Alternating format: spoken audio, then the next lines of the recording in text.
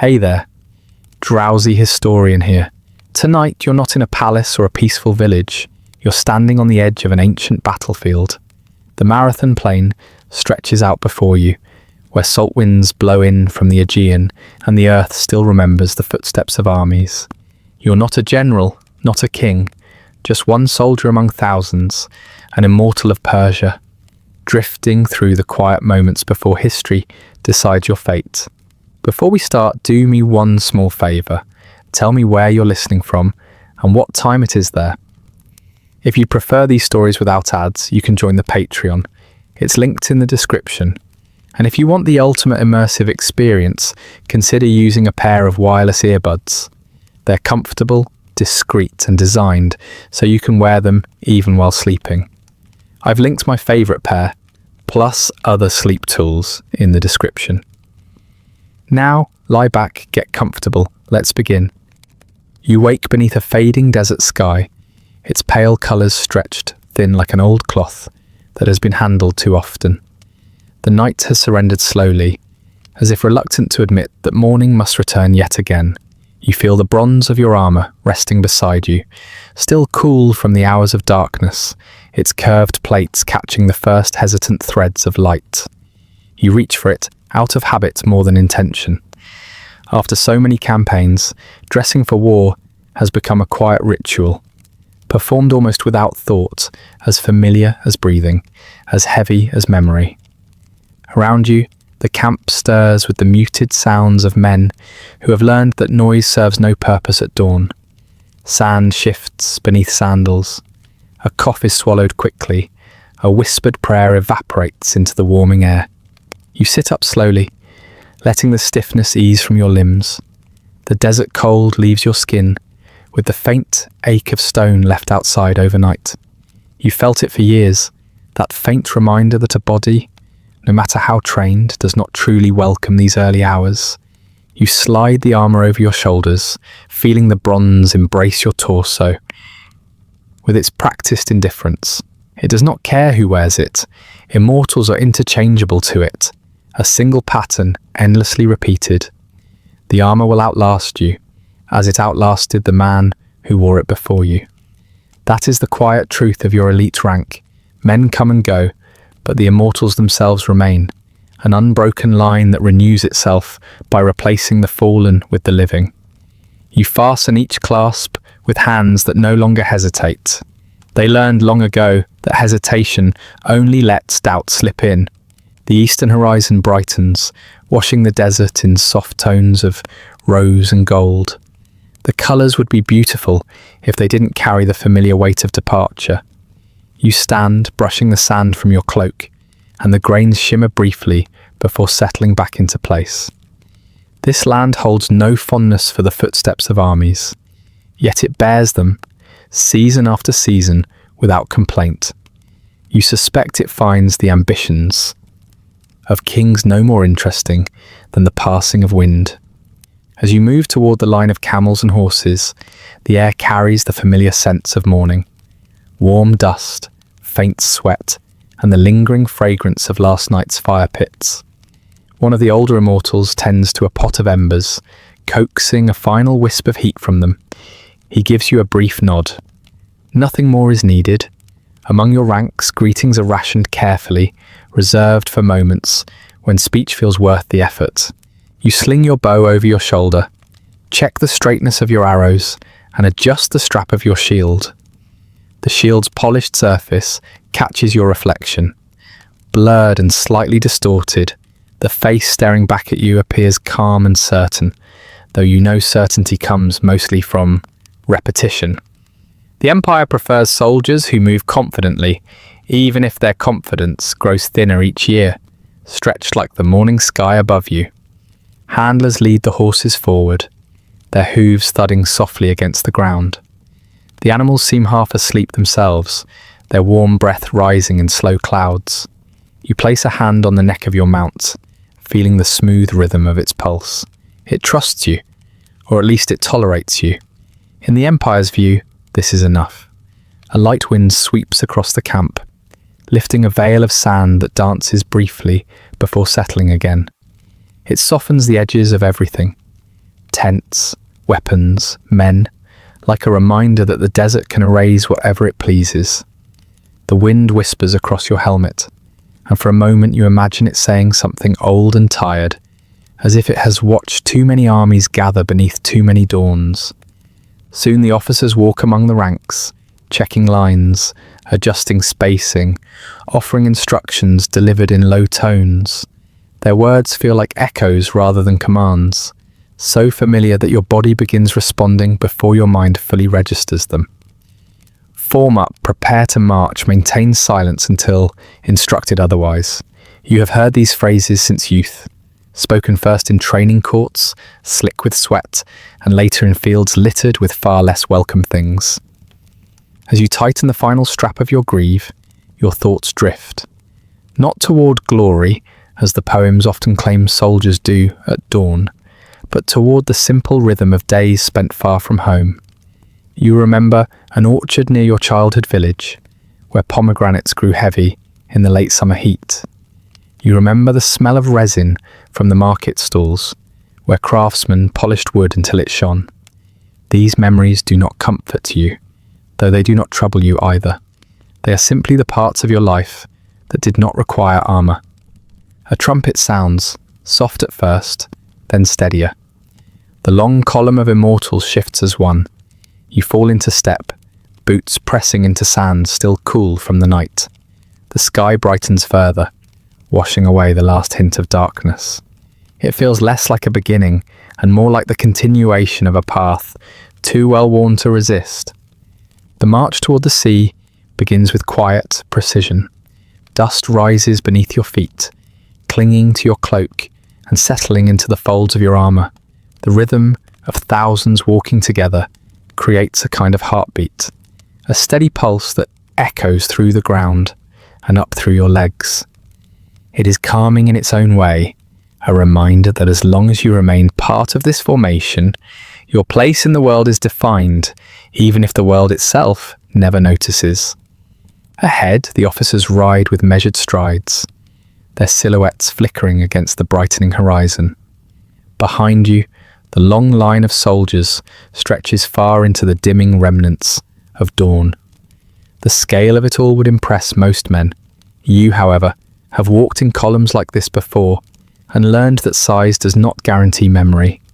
Armies fade from history as easily as individuals do, especially when they meet endings no poet wishes to recite.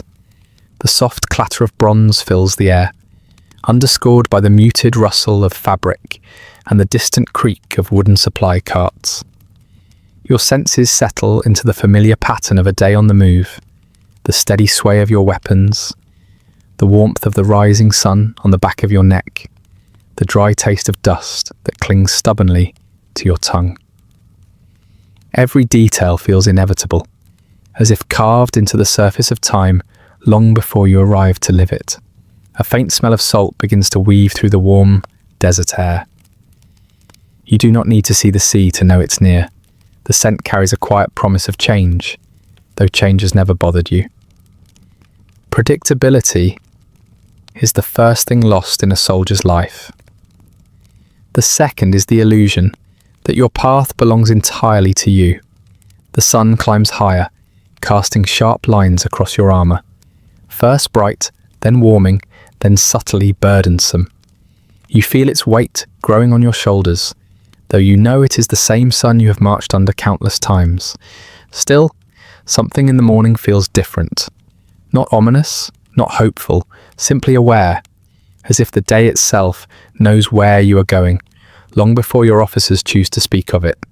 You continue forward, step after step, the sea's scent deepening, the wind shifting, the desert giving way inch by inch. You walk with the quiet confidence of an immortal, trained to believe that endurance is its own kind of power. And yet beneath that confidence lies a thin strand of understanding. The world does not keep track of every stride, every breath, every life woven into an army's shadow. Even the most treasured ranks are, in time, little more than a story half remembered by those who were not there. Your journey continues across the brightening sands, the day stretching ahead in long, quiet lines.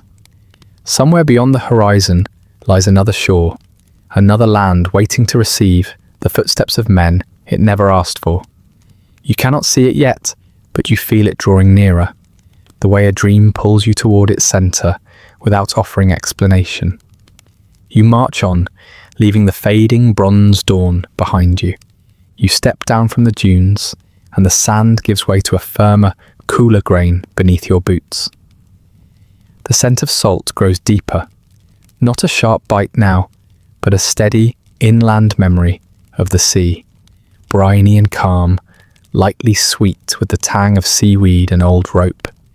Your formation narrows as you follow the shoreline.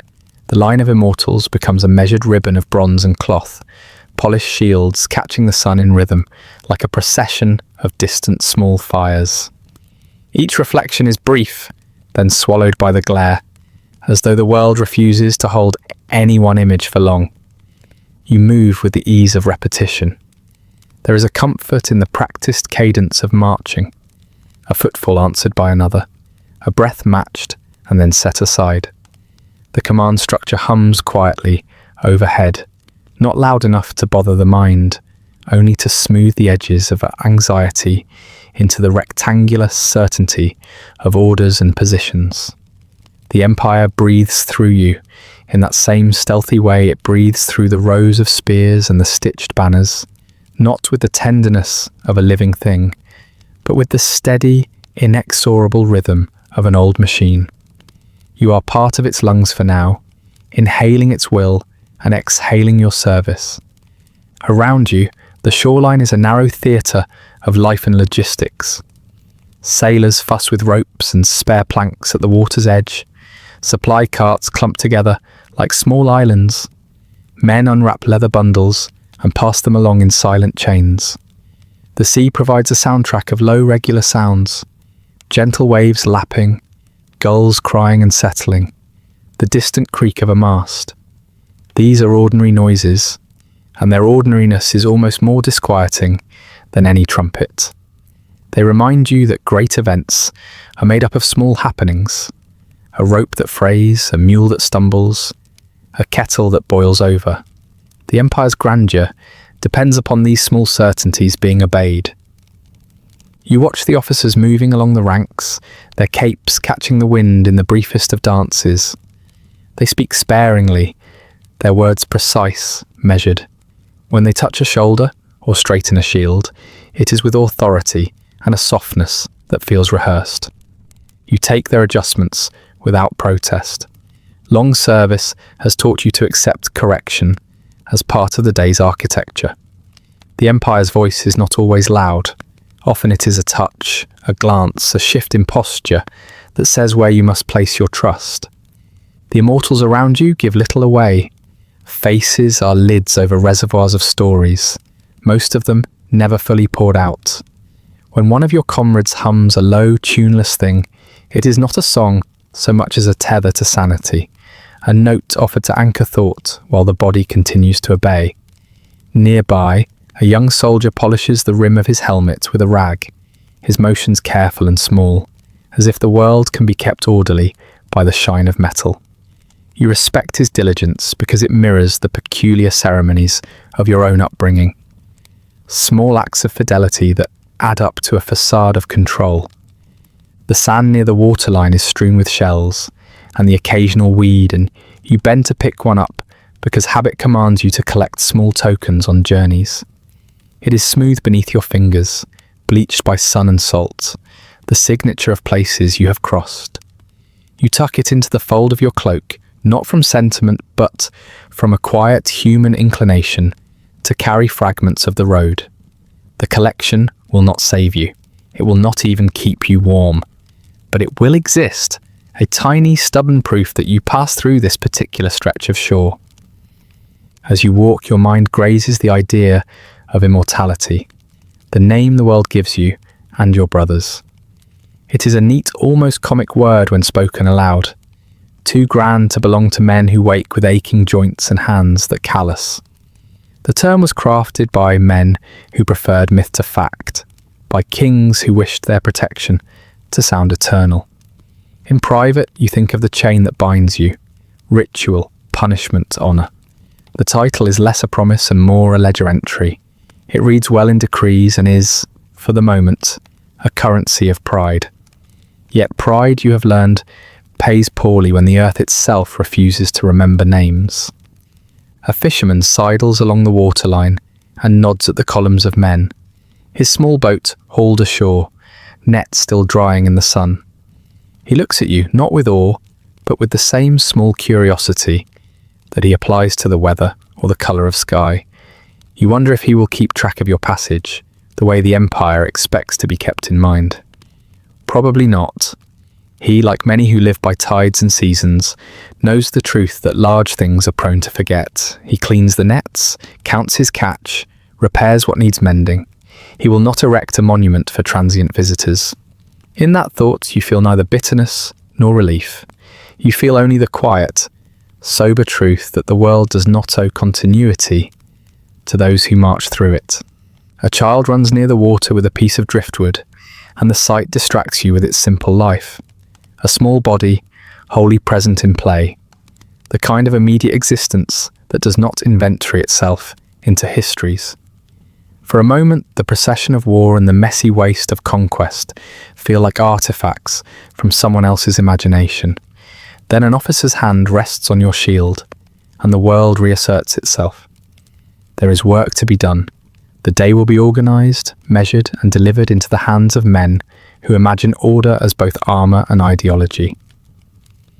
You stand at the water's edge and stare out at the open sea. Waves roll toward the shore, taking and returning nothing discernible, like a breath that knows no reciprocity.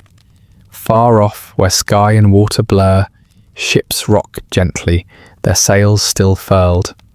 You imagine the journey ahead, not only of distance, but of a change in the tenor of days, a move away from known rituals toward contingency. The sea is a border that promises nothing but passage. It demands a trade, time and safety for mobility. In the brief lull while supplies are rearranged and formations tightened, your attention slips to the small artifacts of your own life. You touch the ring at your thumb's base, a hammered band given to you by someone whose face has become a pale memory. The metal is worn smooth by years. The edges are softened by repeated motion. You do not know if the person who gave it would even remember the weight of that moment, but you keep the ring because habit instructs you to preserve such proofs. It feels almost obscene to call such keepsakes sacred amid the machinery of war, and yet they gather meaning precisely because they are private, small and unshareable. Orders come, gentle as always, and the column folds into more precise ranks. You do not resent the constriction. You accept the return, to shape as one accepts nightfall. There is a peculiar solace in yielding to the imprint of a plan. The Empire asks little, only alignment, obedience, a willingness to become a unit among many.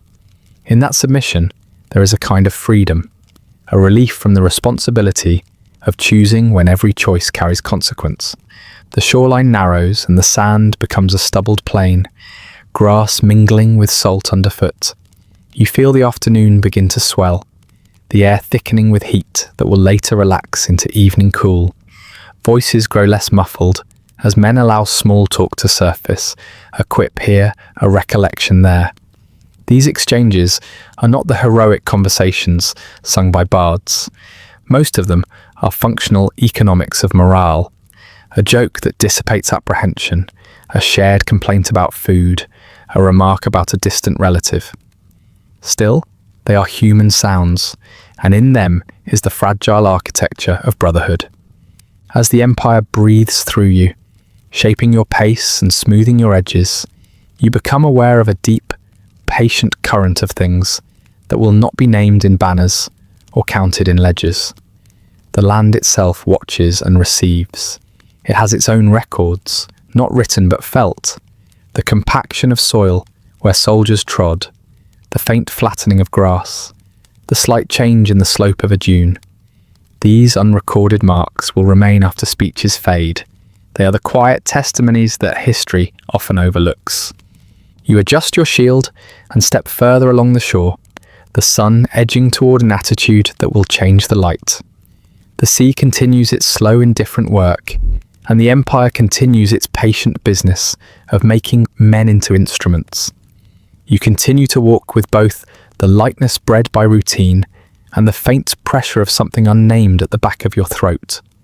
An awareness that belonging to a great movement may not save a single life from being ordinary in the end. You do not tell yourself this as a prophecy, you note it as a fact, like a seam in your tunic. It exists, and so you carry on. The shoreline widens, and beyond it the land tilts toward places you have only heard of in maps, and the hushed tones of men who love to name distant cities. For now, the horizon remains an impartial promise, neither welcoming nor hostile. You feel it as a simple fact that you will soon cross it, and that crossing will require more than just a steady foot. You breathe in the salt-scented air, and it mingles with the scent of metal and leather, and you walk on. You step from the sand onto the plank, and feel the deck rise and fall like a steady, breathing thing beneath your feet. The wood is warm where the sun has touched it, varnish worn thin in places by 1,000 boots and 1,000 tasks. The ship rocks, not angrily, but with a dependable tilt, and you notice the small certainties of life at sea. The smell of tar and rope, the slickness of algae on the lower planks, the way a loose knot hums in the wind. When the world moves beneath you in such even measures, thoughts tend to flatten into simple, useful things. Weight, balance, the placement of a foot. And for a moment your mind is grateful for the mundane work that keeps panic at bay. Men find places along the rails and in the shadowed hollows between cargo and mast. Some sit cross-legged, sharpening blades with patient strokes. Others fold into themselves and nap, their breath a soft percussion, matched by the creak of timbers. A familiar rhythm takes over, the low murmur of voices that does not rise to song, the occasional barked order from a helmsman, the whisper of canvas that will soon unfurl. You discover comfort in predictability, in the way a task occupies the hands and leaves the mind free to drift into the economy of memory. The vessel moves outward, slicing a thin wedge of silver through the water. Salt stings the air and leaves a faint crust on lips and lashes. The swell rocks you gently, and you learn quickly that steadiness at sea is not the absence of motion, but the ability to let your body become part of the movement. Your arms find their place leaning against the rail, the grain of the wood familiar under your palms. You feel the solidarity of the men around you, each a steadying presence in a formation that does not require voice to operate. The sea, which is otherwise indifferent, seems to accept you for now. You listen to the sailors who know how to read wind, as if it were a person speaking. They move with the practiced economy of those who have been doing this since youth. Ropes coiled with the kind of neatness that suggests a mind trained to order. Knots tied in ways that will stand against storms. Small rituals that, the sailors hope, keep chance at arm's length. Their talk is spare and practical. You watch them and learn the rhythms of the deck as if it were a different kind of battlefield, one where the enemy is weather and time rather than a lined phalanx. Around you, crates and pottery jars are lashed carefully. Goods stacked like the private lives of soldiers, folded, secured, pointedly ordinary. A woman's bundle, an extra length of embroidered cloth, a small box that rattles when shifted, all these items are evidence that men carry pieces of home with them. You touch a jar with a fingertip and feel coolness under the sun. The jar holds water for now, and perhaps something that will be poured into plague or celebration on a far shore. These things give the ship a domestic hush, a reminder that wherever you travel, life moves with you in quiet containers. Seagulls follow the hull for a time, their calls light and unaware of the grand intentions of empires. They wheel and then drift away, uninterested in the human drama below. From the deck, the coastline becomes a receding ribbon, bluffs little bays, the odd cluster of trees. The world behind you shrinks with a soft indifference. The men around you make no grand pronouncements. They engage in small trades, a story for a flask of wine, a promise of fresh fish for a favour later. Such bargains are how morale is kept in fine threads, neither loud nor theatrical, simply persistent. As the day extends, the sun arcs with measured indifference, and the sea takes on shades that shift slowly, like memory itself. You find your thoughts drifting to the concept of distance. Not only the physical miles you will cross, but the distance between intent and result. The empire dispatches you with clear purpose and an authority that feels impossible to argue with while standing at attention. But the ocean teaches a kind of humility. The sea does not care for edicts. It accepts what is brought to it and returns nothing beyond what it takes. You hold the feel of that lesson in your hands as you tighten the strap of your satchel, which contains the small, necessary tools of a soldier's day. Night finds the ship with a quiet that is different from land's night, softer, more inclusive. The stars come out in their ancient arrangements, and the sounds of human life compress into a chorus that does not demand explanation. Men lie back and look up, and you watch constellations as if they were old friends, whose conversations you can almost catch if you try. There is a pale tranquility under the sky that encourages confessions, but such truths, when spoken aloud, are more often small and practical. The worry about an aunt left alone, a cousin's wedding, a debt unpaid. You yourself think of home in these spare hours, but not with a longing that dissolves present attention. Instead, you hold these images as one holds a stone in a pocket, an item for inspection when necessary. A few of your comrades claim that every campaign will be quick, a line they repeat like an incantation. It is not vanity they seek, but relief, a way of convincing the self that discomfort is temporary. You have heard this promise so often that it has the smell of old bread about it, familiar, not fresh. These men speak it aloud in measured confidence because it keeps bodies composed and plans intact. You allow them this comfort, and you do not contradict it, because counter-arguments are expensive in the currency of sleep. The ship offers its own set of small ironies. You are called an immortal, a title meant to conjure images of unending presence and invulnerability. Yet here, rocked gently by a buoyant, merciless sea, the word feels like a careful joke. The title does not change the way seawater eats at rope, the way wood swells with humidity, the way a single poorly placed foot can send a man sprawling. Myth and practice meet here and produce a quiet laughter you do not bother to disguise. The men who wear bronze do so because it is expected, not because it wards off the peculiar vulnerabilities of bodies on a voyage. Food on board is practical and modest. Flat loaves, salted fish, a stew heated in a single pot that seems to stretch its provisions as if by will alone. Men eat with hands that move quickly and deliberately, exchanging small pieces of news between bites. These morsels of information are never dramatic. A captain's mood, a rumour about weather, the likely time of landfall, they are the sort of truths that construct daily life on a moving vessel. You partake and find that the simplicity of the meal eases the mind. Rituals of eating create a cohesion, a sense that what you share in physical terms is also shared in memory. At dawn, on another day, the shoreline ahead grows long and pale, a whisper of different grasses, a promise of soil that will not be sand. Some men stand at the railing and squint, as if looking harder will compress the distance. Anticipation spreads in measured waves. You note that there is a curious sameness to expectations. Across generations, soldiers glance landward with the same narrowed eyes and misread the future as if it were a single line to be walked. This tendency, you think, is as human as hope. It eases anxiety and binds men to belief.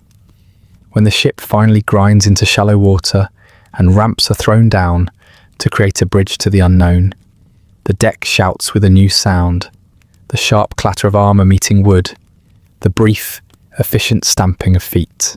You find that your stomach tightens at the change. Movement into new terrain always carries a quickening, even when your training calls for serenity. You step down, and each plank you cross feels like the measured entry into a new sentence of a long narrative. The sea is left behind with its constant, resigned music, and the land opens with a smell like history itself. Grass, a hint of wood smoke, and something older. The unremarkable smell of earth that has known both harvest and battle. You shoulder your pack and move through the ramp in a way that has become automatic, the ship's movement still fluttering faintly in your bones. The world receives you again with indifferent clarity. The men around you adjust to new footings, to the give of soil and the way the wind behaves differently inland. In your hands the sea's lesson lingers, that travel renders all intentions porous, and that the Empire's plans will need more than confidence to be fulfilled. You tuck that observation away, like a fragment of shell, into a pocket, small and unobtrusive, and you walk toward the plain where destiny, history, and the slow, inexorable tick of consequence will meet. You step down from the ramp, and the ground answers with a soft, unfamiliar firmness. The deck's rhythm in your bones eases, replaced by the slow negotiation of boot against soil. This land, Marathon, a name you had heard in maps and murmured commands, does not greet you with trumpets.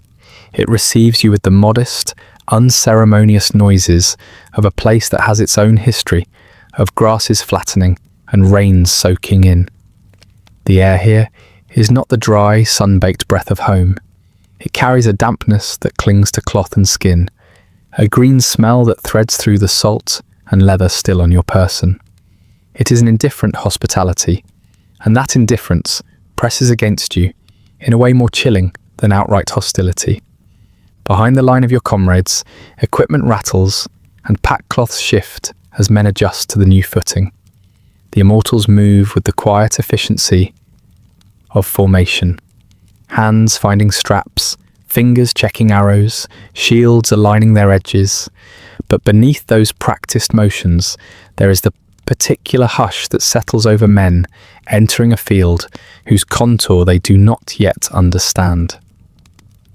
You feel compasses of attention turning inward, eyes scanning ground for unevenness, for small holes that can twist an ankle, for the deceptive softness that conceals mud. The plain offers no favours to foot traffic. It accepts you, as always, on its own terms. Kneeling to test the soil, you draw your palm through the grass. It parts with a wet whisper and leaves a trail of cool moisture across your skin. The texture is different from any march you have known. Denser, as if this ground holds conversations with roots and worms that have nothing to do with kings. Tiny insects peek back from under toppled blades of grass, and the occasional clump of earth sticks like a small, clinging memory. You rub the chill off your hands by drawing them under your cloak, feeling the fabric take on the scent of the plain, iron faintly, peat and last night's rain. The smell is honest, it does not flatter. Around you the tents of temporary command are struck with practiced speed. Ropes are driven into the soil with sharp, efficient thuds. Canvas is stretched and staked with a sound like punctuation. Officers confer in low tones, their gestures economical. Maps are unfurled on flat stones. Sketches of topography are traced with a finger that trembles infinitesimally only because hands seldom hold lines steady when stakes are high. You watch the movement with the studied patience of a man who knows the small acts of preparation will dictate the shape of larger moments. The Empire has taught you to trust in these small adjustments, that a peg hammered true can matter later when everything else is frayed. Beyond the immediate bustle, the plain stretches in a soft rise toward distant hills. Olive groves punctuate the landscape in discrete patches. A faint road snakes across the field, its presence more suggestion than decree, worn thin by carts and hooves over seasons. There is nothing theatrical about this geography. It is quietly functional, a ground that has seen both harvest and hardship, and keeps neither boast. The horizon is a low, patient curve, and above it the sky hangs in a washed blue, too serene for the dramas men hope to lay upon it. You move among your fellows and find the neat economy of their talk. Measured observations about water rations, a remark about the sound of foreign birds, a muted complaint about the weight of chainmail. There are no grand speeches, not yet.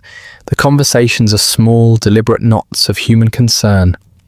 Occasionally, a laugh slips through, quick and brittle, a snapped twig of amusement that eases tension for a moment, before it is swallowed again by work. You trade a brief word with the soldier nearest you about the bridle of his horse. Simple exchanges like this stitch men together in a way no proclamation can. As the hours stretch, you become aware of the plane's ability to swallow sound. Voices thin as distance grows. The clatter at your side becomes domestic, almost private. Above the hum of human industry, birds move with a flitting obviousness, a pair of larks trilling and then vanishing into olive limbs. Their music has none of the urgency men attempt to invest in it. It continues as if the arrival of a foreign army is merely another curious note in a long song. The plain records such moments in ways that the empire's archives cannot touch. A flattened patch of grass after a night's wind, a stone shifted by a boot, a husk of grain split in two by careless tread. These are the plain's marginalia. You find yourself thinking of the ways land remembers things differently from men. A hill keeps the echo of footsteps long after those who made them are dust. A ditch will keep a skeletal memory of rain. Here, beneath the grass, the earth carries an impartial ledger. It will not preserve names, nor will it flatter deeds. It will keep the evidence of weight. Where many feet have trod, the turf will lie flat and darker. Where bodies have fallen, the soil will be disturbed in a way that only the patient feel. This is not moral judgment. It is an observation as useful as any map. When midday leans toward a softened heat, you sit by a line of stones and eat in fragments. A slab of bread that has absorbed too much dust, dried fish that flake under the pressure of teeth, water from a shared skin that tastes of leather and sun. The flavour is honest in its own way. It does not try to comfort. Around you, men exchange stale jokes and small grievances, their speech the practical maintenance of morale. Your hands move by memory, not desire. You look at the plain while you eat and imagine it as a patient listener, the kind that hears confessions without comment. It takes what you give and returns nothing personal. There are stray traces of local life near the outskirts. A shepherd's cairn, a ditched well whose stone lip is mossed and safe. You pass the well and feel for an instant the implicit verdict of a landscape that has hosted both grazing flocks and marching banners. The shepherds who live here know the measure of this plain in ways your officers cannot. Which corners hold clean water in late summer, where a shallow depression will fill with morning puddles, what slope will funnel wind across a formation. They live by an economy of attention the army does not always match. You note their absence now with a detached curiosity, whether they have moved, hidden, or simply chosen to watch from a safe distance.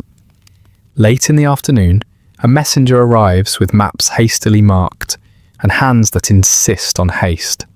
The officers study the ink as if lines could be read like an augury. They speak in concise, clipped phrases, and men on the periphery adjust belts and reposition shields with the quiet alacrity of practiced obedience. You feel the subtle tightening of expectation in the ranks, not the drumbeat of panic, but the tautness of a bowstring drawn for a moment. It is the ordinary, necessary tension of preparation. As shadows lengthen, the light on the plain takes on a softer, forgiving cast.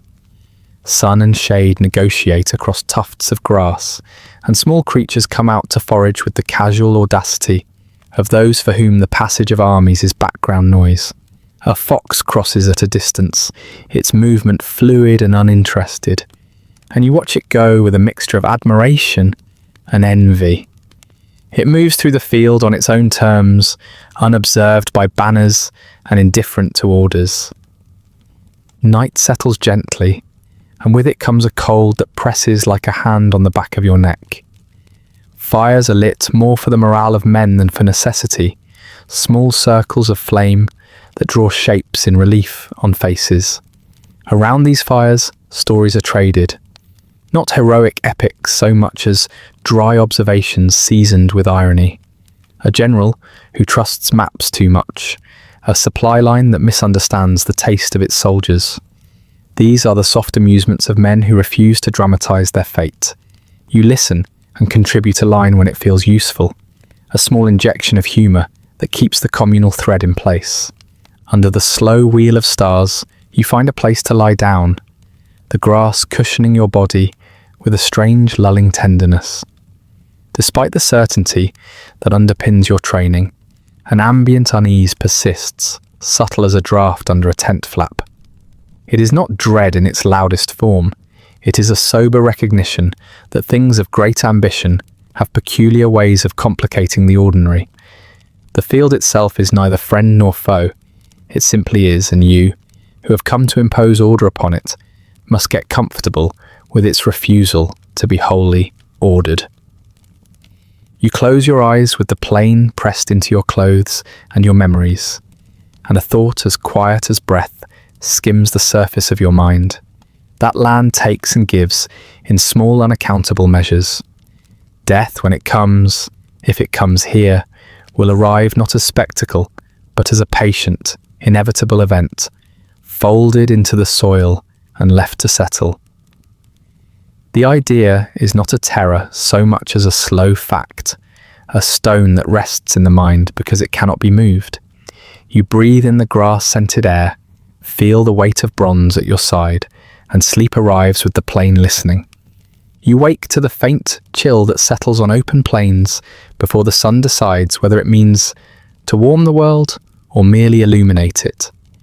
Dew beads along the edges of your cloak, gathering there as if uncertain whether to cling or fall. When you rise and brush the moisture away, the Greek earth softens under your heel. It holds the imprint of your weight for a breath before rebounding, as though reluctant to remember you. The realization feels strangely appropriate. This land tolerates your presence, but has no desire to honor it. The camp shapes itself around the slow rhythm of waiting. Men move through their morning routines with a kind of practiced resignation. The sharpening of blades becomes a muted percussion. The rubbing of bronze with oil-soaked cloths adds a faint metallic scent to the air. Murmured debates about the weather drift like smoke. These chores, though dull, hold a fragile comfort. They give the illusion of readiness, the suggestion that repetition might protect flesh from whatever lies ahead. It is one of many small absurdities that flourish in this lull. The belief that well-polished gear can bribe fate into leniency. You train when ordered, though the motions feel more like gestures of habit than necessity. Footwork drills carve faint scars into the grass. Spear thrusts split the morning air with dutiful precision. Your muscles respond because they have been taught to obey, not because they anticipate glory. There is a calm in that obedience, but also a quiet hollow lingering under it. Training on this plane feels like practicing a conversation with someone you will meet soon, but cannot yet see. The anticipation sits heavily, patient and unspoken. As the hours unspool, you begin to wonder when allowed. The plain offers a strange mix of familiarity and foreignness. Its grasses whisper in a different cadence than the winds of home. Its soil clumps differently, resisting your boot in uneven ways. Tiny white flowers stud the earth in clusters, their petals trembling under the lightest breeze. You kneel to inspect one out of idle curiosity. It bends easily, impossible to imagine, as part of the place where armies will collide. You leave it unbroken, though you know full well that something less delicate will be trampled here soon enough. Near the centre of camp, men gather around a small fire where a cook stirs a pot with a long wooden ladle. Steam curls upward with the faint smell of onions and barley. A few soldiers hover close, hoping an early bowl will coax warmth into their bones. They speak of ordinary things, the quirks of horses, remembered meals, a neighbour's foolish story from years ago. These conversations, carefully mundane, shield minds from drifting too close to the question, sitting at the edge of every thought. When will movement replace waiting? You listen, contributing a remark when it feels required.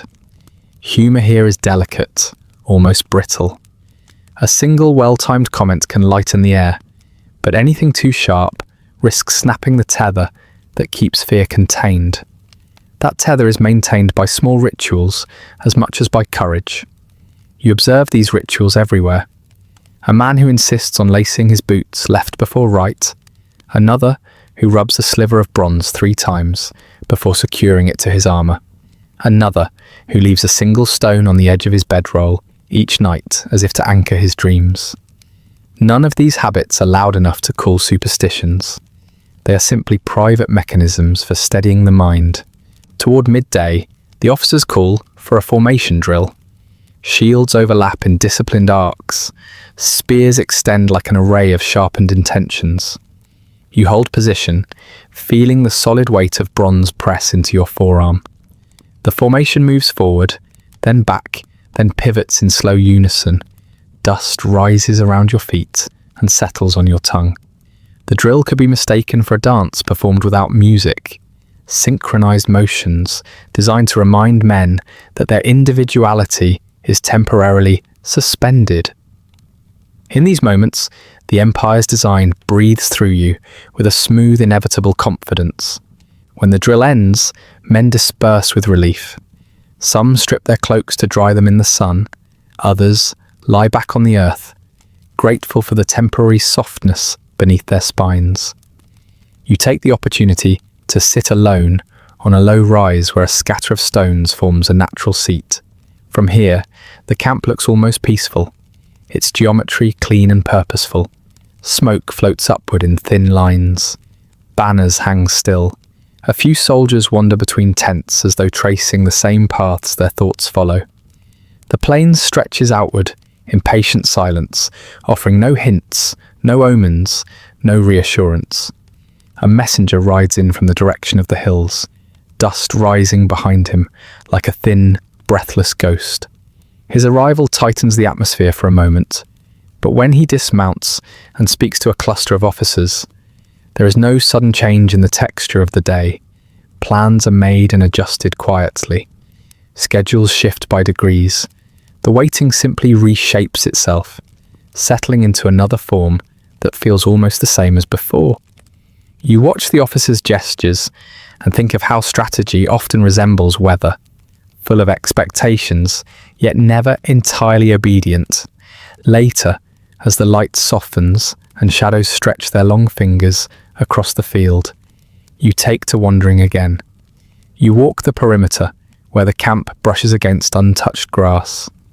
Each step gives off a faint crunch as dry blades break underfoot. You pause near a small stream where cold water flows with a clarity rare in occupied lands. The stream's song is simple, unassuming, and somehow more ancient than any empire. Its surface carries small leaves, tiny boats in a journey without destination. You touch the water with your fingertips, and it slides over your skin like something unconcerned with the affairs of men. As you rise, a breeze stirs the camp flags. The cloths snap once, then flutter lazily. The sound is too subtle to announce anything, yet it holds a certain weight, the kind that comes when the air seems to know what men have not yet been told. You steady your cloak against the wind and continue your circuit. The horses shift in their lines, stamping hooves and flicking tails. They sense changes before men do, but their silence is not a warning. It is simply their way of existing. When evening begins to gather, the camp takes on a different rhythm. Fires bloom slowly, each one a modest amber glow. Pots of stews simmer with the thick, practical smells of war rations. A pair of soldiers practice spear throws in a wide arc, their forms outlined against the darkening sky. Their arms rise and fall with mechanical grace, shadows cutting brief curves in the dust, before the spears land upright with a dull, satisfying thud. Nothing about the moment is dramatic. The thuds resemble punctuation marks in a sentence not yet formed. You return to the communal fires when the air takes on a sharper chill. Men eat with the heavy, rhythmic patience of those who know appetite is not the same thing as hunger. A soldier across from you tells a story about a goat that once chased his brother through a vineyard. It is not a remarkable story, yet the group laughs with the earnestness of men who desperately welcome any reason to laugh. The story grows slightly more embellished with each telling, until even the narrator seems unsure what happened. You smile, but the smile feels like a small concession offered to the moment, not a reflection of joy. The night deepens and conversation thins. The fire crackles softly, spitting occasional sparks that drift upward and vanish with a faint hiss. The sky widens overhead into a dome of stars, sharp and numerous. They look colder here than at home, more watchful, less forgiving. You gaze at them and sense a subtle misalignment between the grandeur of the cosmos and the small anxious rituals unfolding below. Men believe they shape destiny through command and planning. The stars suggest otherwise. Their patient gleam implies that whatever unfolds here is absorbed into a wider silence. You lie down again on the Greek earth, feeling its contours through the thin padding beneath your back. The ground feels less foreign now, though still firm enough to remind you that it belongs to no one but itself. You close your eyes and let your breath slow into the cadence of the plain. In the gentle pause before sleep, you acknowledge an odd truth. Waiting shapes men more profoundly than fighting. It unwraps fears, exposes vanity, and reveals the peculiar habits that tether a mind to hope.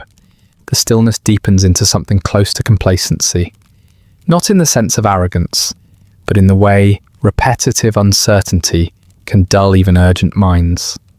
You know movement will come eventually, though it rarely arrives at the time or in the manner expected.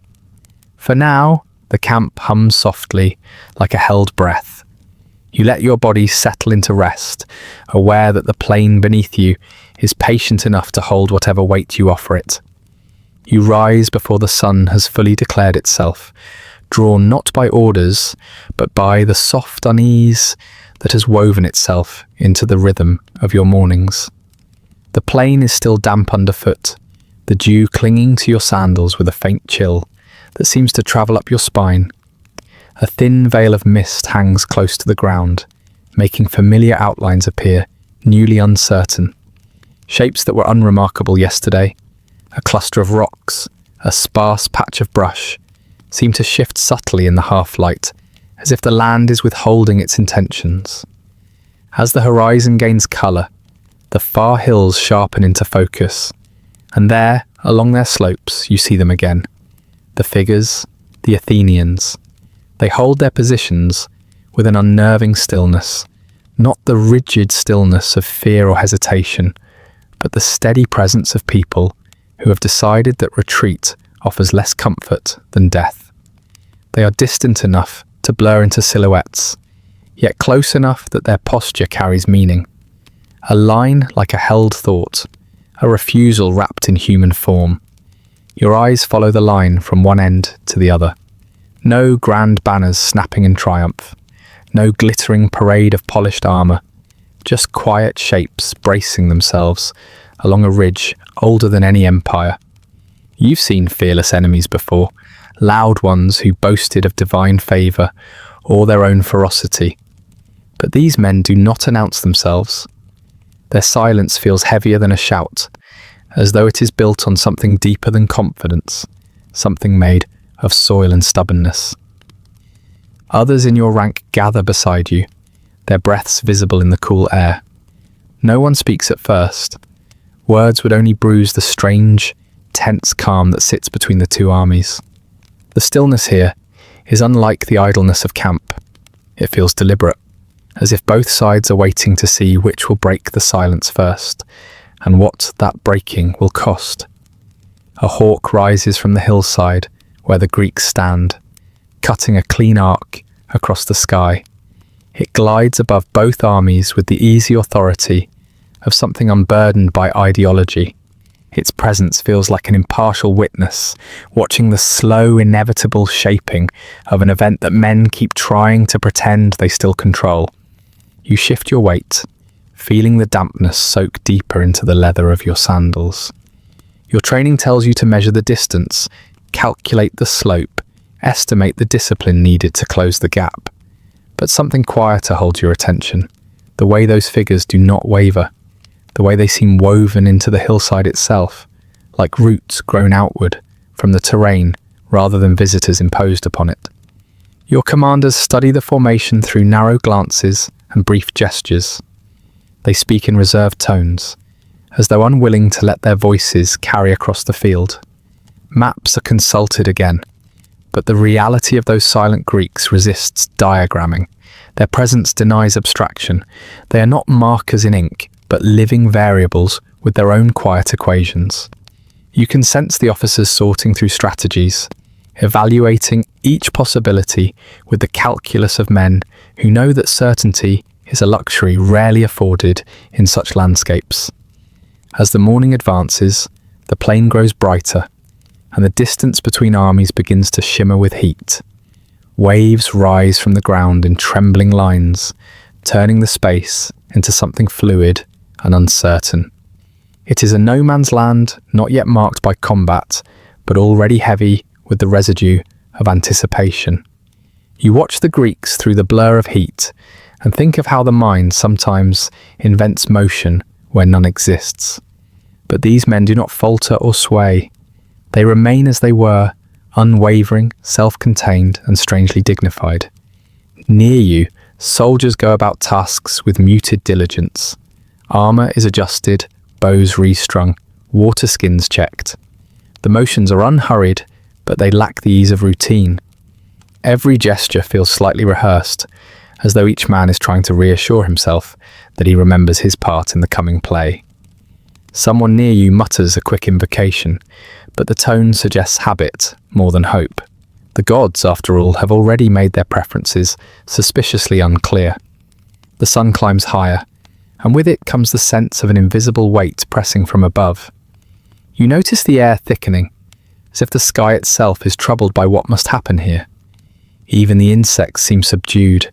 Grasshoppers hold still in their perches, wings tucked tight.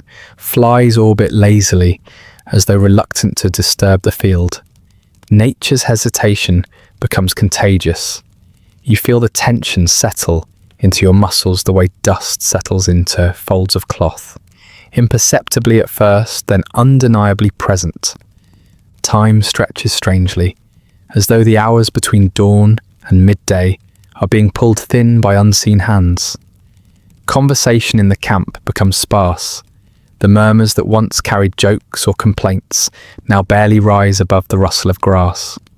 Men glance toward the hills with the same guarded curiosity as someone listening for distant thunder.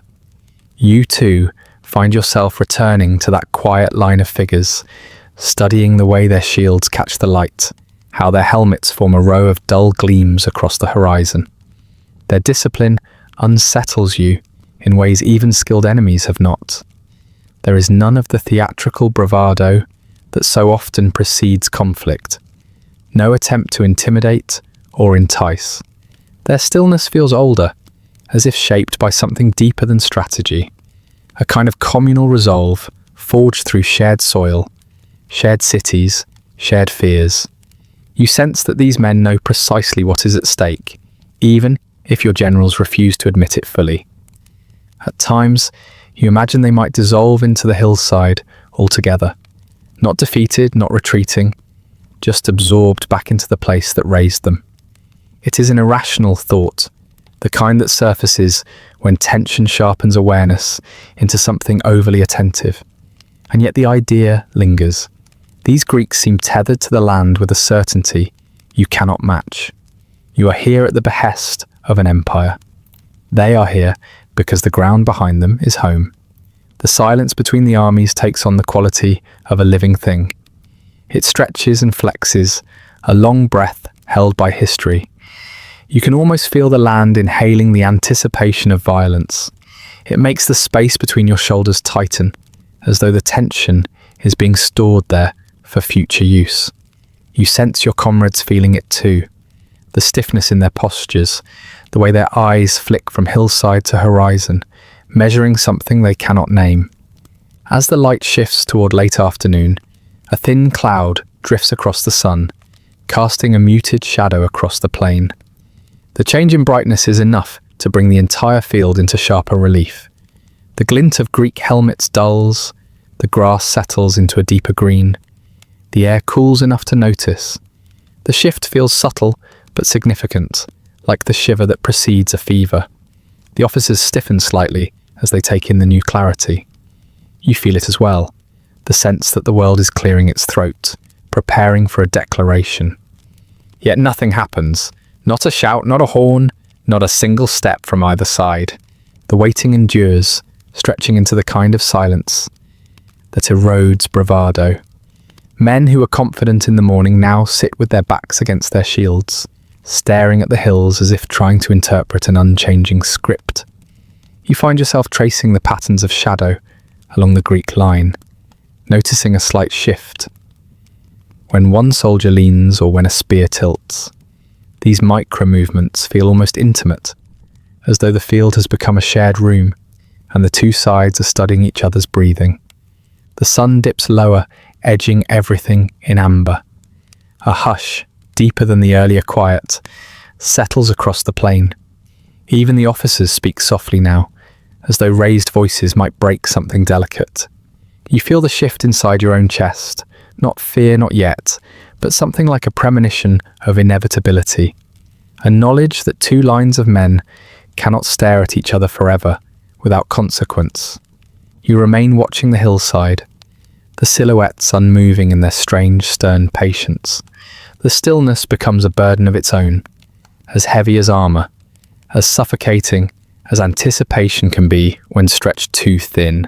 You inhale slowly, letting the cool air settle in your lungs, and you feel the first quiet ripple of understanding that whatever happens next will not be born from confidence or strategy, but from this mutual endurance of silence. And the plain, listening as always, waits for the first disturbance. You wake before the camp fully stirs, roused not by sound but by a change in the air so slight it feels more like intuition than sensation. The breeze has lost its softness. It moves differently now, with a thin, urgent edge, as though carrying news it refuses to speak aloud. Even the light seems altered, not brighter, not dimmer, but more deliberate, as if the sun has stepped closer to witness something it has seen many times, yet never quite grows accustomed to. You sit up slowly, brushing away the thin crust of soil clinging to your cloak. The plain feels colder beneath you, as though it has withdrawn its indifference and replaced it with a kind of reserved anticipation. It is a quiet that reaches behind the ribs, settling there with the weight of an unspoken verdict. Around you, other men rise with the same muted awareness. The rustle of fabric, the soft clink of metal, the clearing of throats, all of it sounds restrained, cautious, as if the air itself has requested silence. When you stand, your armor feels heavier than it should. You run your fingers along the bronze plates, checking straps and joints with a care born of deep habit rather than fear. The metal is cold at first touch, but warms quickly, absorbing your body heat as though it intends to share whatever fate you meet today. A faint irony flickers through your mind at that thought, the idea that the armor might outlive the man it protects. But there is no sharpness in this irony, only the quiet resignation that comes with acknowledging truths too old to resist. Beyond the nearest tents, officers move with a purpose that has been absent these past days. Their gestures are clipped, their eyes fixed on the horizon, where the early light reveals the faint silhouettes of the Greek line. Still there, still unmoving, still bound to the ridge with the stubborn resolve of men who believe the ground beneath them is reason enough to stand. A horn sounds, low, steady, lacking all theatrics. It is not the triumphant call of an army eager for glory. It is simply an instruction to rise, assemble, prepare. The Immortals gather with the same unhurried precision they always display, though the air between them feels denser now. Pride stands alongside doubt, each leaning subtly into the other. You sense it in the way men adjust their cloaks, the way their eyes linger on the edges of their shields, the way their breaths come slightly deeper, as if trying to anchor themselves more firmly to the present moment. Your formation takes shape slowly, almost reluctantly, like a thought being forced into clarity. Bows are slung, spears aligned, shields tested with small habitual taps. The line stretches out across the plain in a disciplined sweep, yet the ground beneath your feet feels strangely uneven today, as though the earth is shifting in minute, imperceptible ways. You glance down and notice nothing amiss. Just grass, the flattened memories of footprints and the faint shimmer of early morning dew. But the sensation persists, a reminder that certainty, even in something as simple as footing, is never guaranteed. You breathe deep, letting the cold air fill your lungs. It tastes of damp earth and distant smoke, mixed with the faint metallic tang that always precedes conflict. Nearby, a soldier mutters a brief expression of devotion under his breath, almost too soft to hear. Another checks the edge of his spear, with a thumb nodding faintly at its sharpness. These small rituals continue, each man trying to settle the weight coiled beneath his sternum. You feel that same knot inside yourself. Not quite fear, not quite resolve, but something shaped from both. As the formation steadies, your gaze drifts again to the hills. The Greeks remain still, their presence sharpened now by the clarity of morning. The line seems more definite, as though the night has drawn outlines around each figure. You imagine their breaths, slow and disciplined, rising into the cool air. You imagine they too feel the tightening of the world, though their stillness gives away nothing. In their posture, you sense an understanding as old as warfare. That silence before a clash is heavier than noise and far more instructive. A faint breeze carries dust across the plain, brushing against your face like the passing memory of a whisper. You blink it away and feel the dryness settle on your lips. The dust rises only slightly, reluctant to reveal itself fully, as though aware that more violent disturbances will soon claim the air. You watch the grains shift and wonder briefly how many battles have been recorded, not in scrolls or carvings, but in the movement of dust, in the way soil rearranges itself around fallen bodies. A supply bearer passes by with bundles of arrows strapped across his back. His steps are steady, but the tension in his shoulders betrays his awareness of the day's stakes. He hands out quivers with the care of a father distributing essentials to children before a journey. There is no flourish to his movements, only a quiet efficiency. As he offers you a quiver, his eyes meet yours for a moment. There is no message in them, no encouragement or warning, only the simple recognition shared between two men aligned on the edge of uncertainty. The officers regroup near the front, conferring in low tones. You can read nothing from their expressions. Their faces are masks of disciplined neutrality, a skill perfected over years of command. Still, you sense the subtle shift in their breathing, the way their hands curl slightly inward as they point toward the distant ridge. Instructions ripple through the ranks like a slow-moving current. Adjust spacing, check lines, hold position. Simple directives, yet each one tightens the knot in your chest by another degree. A bird cries overhead, a long wavering note that seems less like a call and more like a lament. You watch it glide across the sky, wings cutting a path that neither army can follow. Its movement reminds you of the vastness above, the indifference of the heavens, to the choreography unfolding on the plain. Men may spill blood here, carve names into brief spans of memory, attempt to shape glory from chaos, but the sky will simply continue observing, unaltered and unmoved. Your formation completes its alignment, leaving you with nothing to do but wait. The stillness of the previous days has not prepared you for this version of waiting, the kind that feels like an invisible hand pressing gently against your back, urging you forward while commanding you not to move. You feel the pressure in your throat, a tightening that makes swallowing an act of effort. Around you, men hold their posture with determined calm, yet the air between bodies seems to thrum with unspoken thought. The plain stretches wide, deceptively tranquil. The early light settles across the grass, in long golden strokes softening the contours of the land. It almost looks like a place meant for ceremonies of peace, for grazing animals, wandering shepherds, quiet gatherings under the shade of trees. But that softness is now a veneer, a thin disguise over what will soon become a ledger of broken shapes and spilled intention. A murmur runs down the line as an officer raises his hand. The gesture signals nothing immediate, only readiness, but even this small change sends a ripple through the ranks. Shields steady, shoulders square. The knot inside your chest tightens further, as if pulled by unseen threads. You inhale through your nose, the breath slow and deliberate, grounding yourself in the texture of the moment. The smell of oiled leather, the faint sweetness of crushed grass, the dry bite of anticipation. Slowly, the sun completes its rise. The day stands fully before you, clear and bright. Nothing obstructs your view of the Greek line now.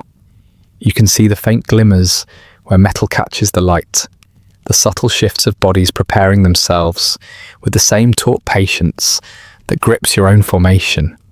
You realize then that both sides are participating in the same ritual, not of combat yet, but of stillness, sharpened to a blade. Your hand tightens around your spear.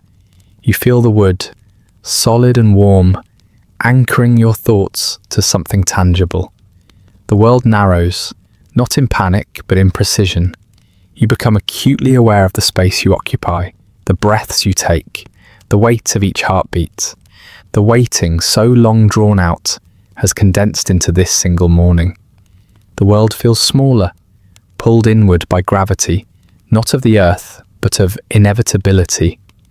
No shouts have been exchanged, no weapons have yet clashed. Yet the plain feels altered, primed, listening, expectant. In this compressed silence, you understand that the truth that hides beneath every campaign, every proclamation of destiny, every boast of invincibility. Men may pretend to be unbreakable, but the day always arrives when the world decides to test the claim.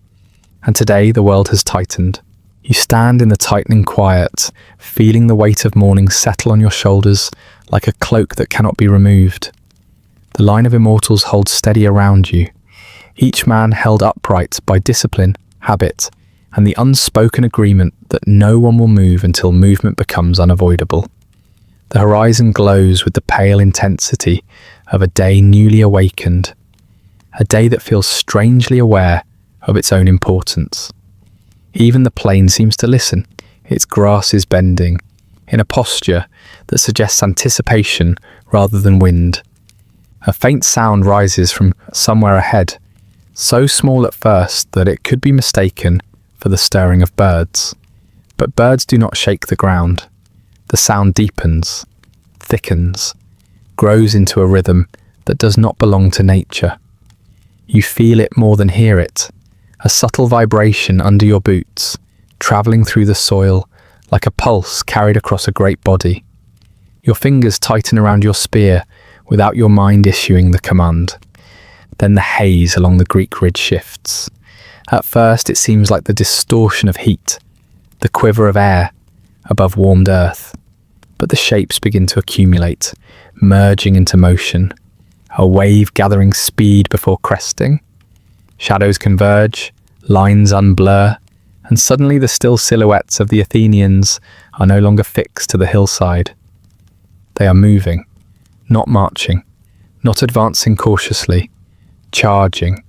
Their bodies descend the slope in a unified, terrifying burst of momentum. Dust explodes around their legs, rising in pale plumes that catch the sunlight and turn it into a living fog. The run has a ferocity that startles even the most seasoned among your ranks. It is not the polished choreography your own army practices. It is something raw, driven by a kind of conviction that does not pause to calculate. A horn from the Greek side cuts through the air, sharp as a blade drawn too quickly. It is not a call to inspire them. It is a confirmation, an acknowledgement of the choice already made. The Athenians move like men who have abandoned the notion of self-preservation, charging with a force born not of arrogance, but of desperation honed into resolve. You see shields locked, spears angled low, faces set in expressions that resemble neither rage nor bravado, but something more austere. Something that tells you they run not because they believe they cannot die, but because dying is preferable to the shame of yielding. The earth beneath you trembles as if caught between two wills, the disciplined stillness of your formation and the wild, accelerating force bearing down upon it. You feel the vibration climb your legs, settle into your bones, beat against your sternum. Dust swirls upward with each Greek footfall, and through the rising fog you glimpse flashes of bronze helmets, the stark whites of clenched knuckles, the dark slashes of shadows, thrown long by the sun. Around you, the Immortals brace. Shields tilt forward, spears lower into practiced angles. Yet there is a hesitation in the air that was not present during training. This is no drill. This is no measured advance. This is a people running with the full weight of their homeland at their backs. You recognize the difference instantly, though it is difficult to articulate. It is something felt in the heat of their charge, in the unity of their bodies, in the absolute refusal etched into their stride. A quiet thought slips uninvited into your mind. The Empire may have miscalculated. The officers bark commands with clipped urgency. Their voices ride above the rising thunder of Greek boots, yet even their authority struggles to compete with the sheer visceral momentum flooding toward you. A few soldiers exchange glances, brief, sharp, almost reverent in their recognition of what approaches. The truth is simple and sobering. No empire, no matter how vast, is immune to underestimating the will of those defending the soil beneath their feet. The Greeks close distance with astonishing speed. Their run is a study in contradictions, chaotic yet purposeful, frenzied yet coordinated. They hold to their line even as their pace quickens, the formation bending but not breaking. It is an impossible sight, something that should collapse under its own weight but does not. You sense that every man among them carries a personal ledger of reasons for not turning back. On that ledger, fear appears far below disgrace. The dust thickens now, rising until it becomes a pale shroud that hides the details of their faces but amplifies their presence. You see only silhouettes, stark, angular, barbaric in their determination. In that obscurity, they appear larger than life, as though the land itself has created an army out of smoke and stubbornness. Your breath shortens, despite your attempt to steady it. The moment demands clarity, yet emotion creeps at the edges. Not panic, but a sober recognition that the coming clash will not be like the skirmishes you have trained for. This will be a collision between two truths, one forged from imperial ambition, the other from the fierce intimacy of protecting home. The noise reaches its peak. Footsteps hit the earth in a stampede of synchronized purpose, accompanied by the guttural chant of men who have chosen their fate without hesitation. Their voices do not resemble chants of triumph.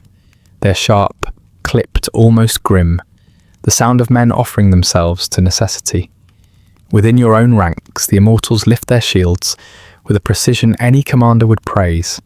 Yet that precision cannot soften the realization settling into the marrow of your bones.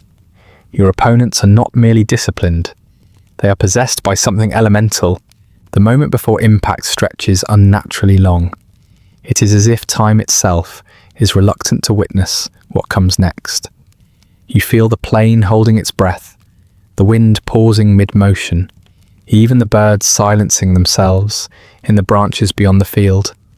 The air thickens with potential, as though it understands that whatever happens here will ripple far beyond the boundaries of this grassland.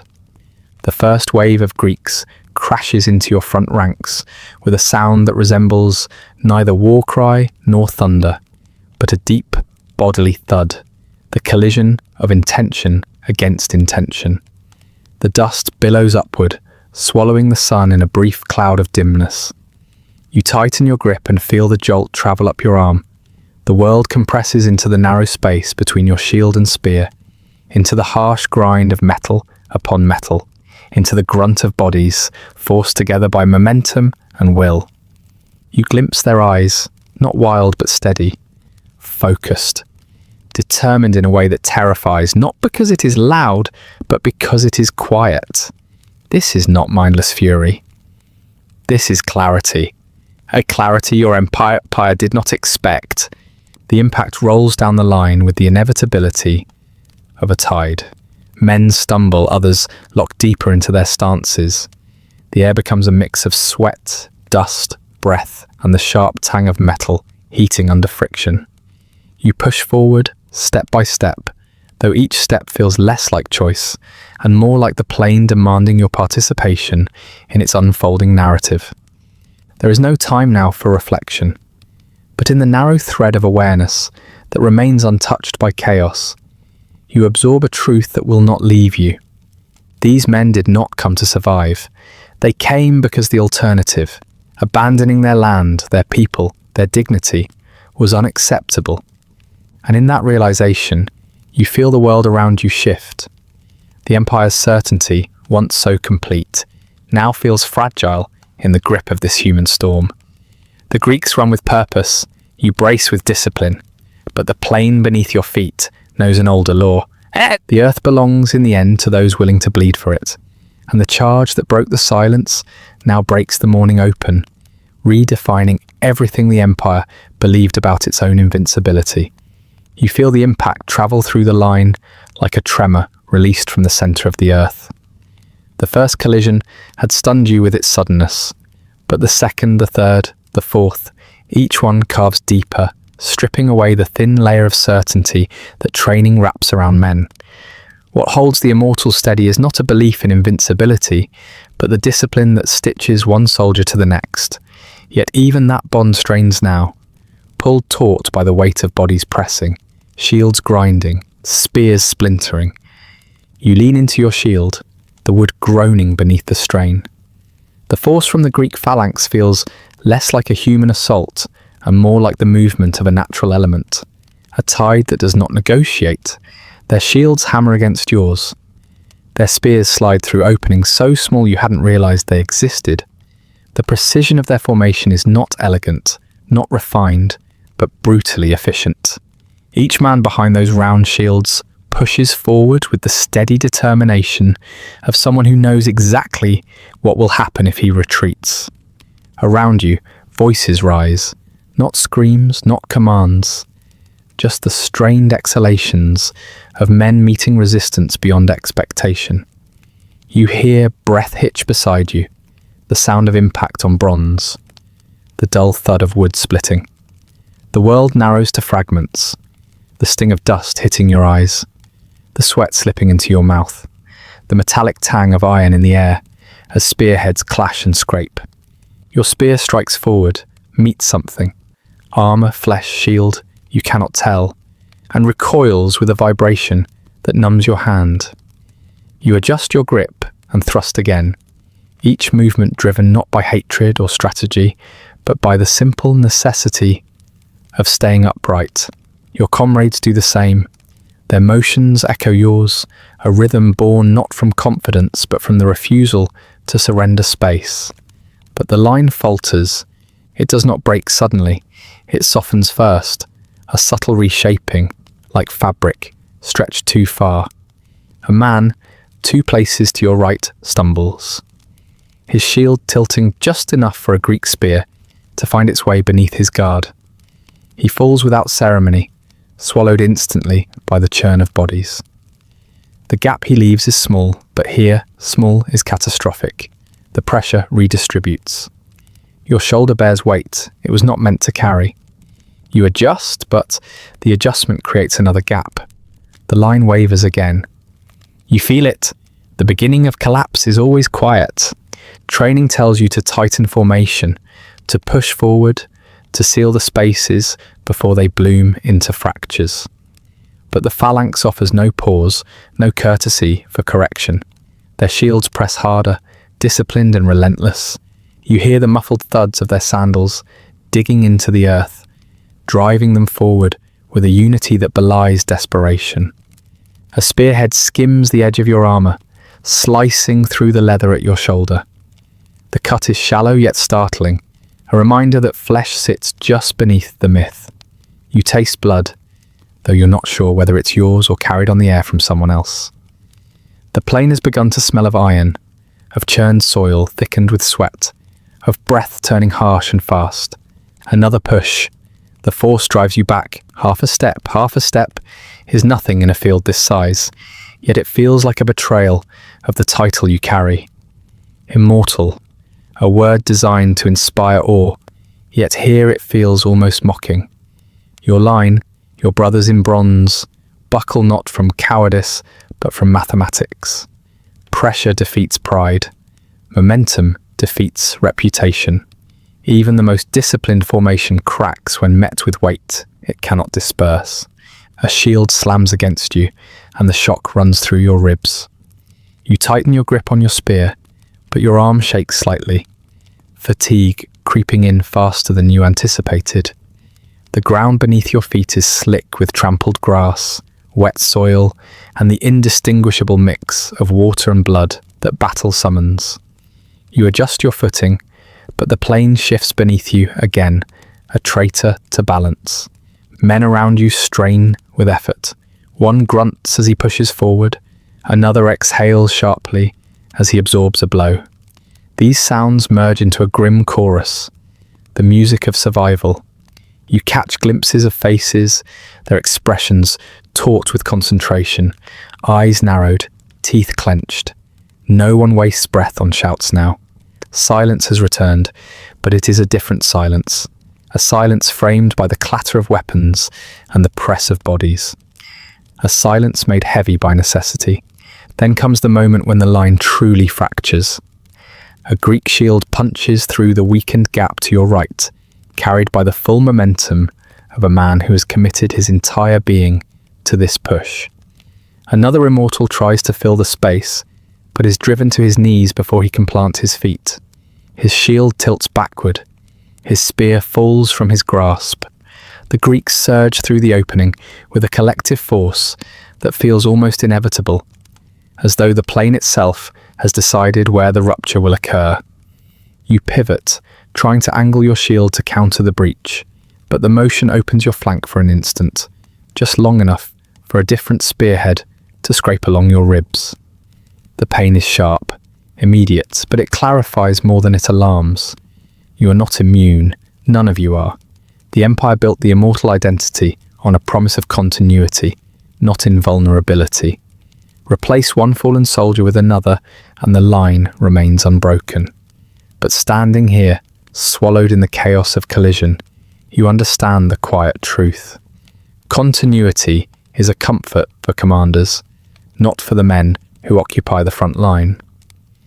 The faltering spreads, not in panic. There is too little room for panic, but in the slow, grinding collapse, born of physical impossibility. Shields tilt at angles they were never meant to hold. Spears break.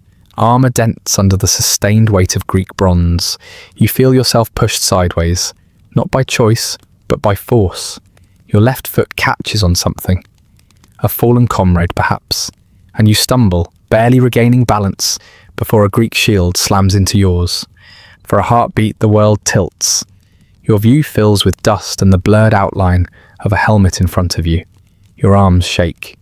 Your shield slides half an inch, then another. You grunt and brace, but the force bears down like an animal, determined to crush the life out of you. In that moment you understand, with a clarity sharper than fear, that legends do not bleed any brighter than common men. One immortal falls beside you, another disappears entirely into the press of bodies. The line, the proud unbroken line, bends like a reed under storm winds. You hear nothing but breath, metal, earth, and the muffled thump of bodies colliding. The world shrinks to the space you can defend, no wider than your shield, no deeper than your next breath. You push forward again, though forward feels increasingly like an abstraction. The plane does not move with you. The Greek line does not yield. Each thrust of your spear feels smaller than the one before it, swallowed by the sheer density of bodies and determination ahead of you.